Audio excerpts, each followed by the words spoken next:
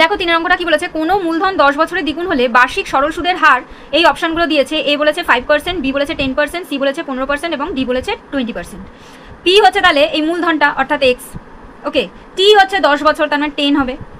আর হচ্ছে এখানে কত সেটা আমরা জানি না, এটা জিজ্ঞাসার চিহ্ন।